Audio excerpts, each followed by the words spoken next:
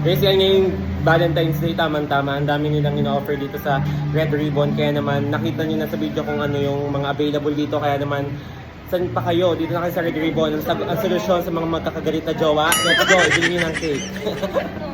So guys, dito kami ngayon sa Tanawan at bumili ng cake para sa jowa ni Kulot sa Red Ribbon. Ang gaganda pala ng cake doon.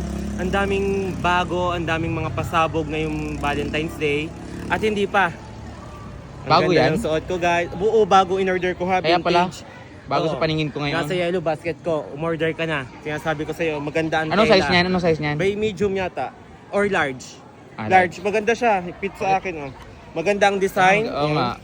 Nasa yellow basket guys, na-order ko nga pala to. Nandyan sa yellow basket, ilalagay ko dyan. Maganda. Bagay ng bagay Anong sa mga available kulay niyan? Puti lang? Black and white. Hindi ko alam yung available kulay. Pero kung basta magtingin na lang kayo sa yellow basket. Ngayon naman, sasama namin si call center dito sa school at may kukunin din umano sa kanyang anak. Let's go! Let's go. Correct na.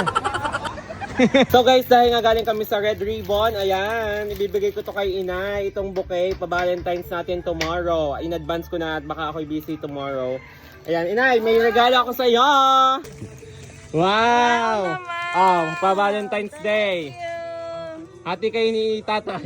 Naghati ni tatay. naman. Ay, hindi ko to kakainin. Di-display ko lang siya. Magaling.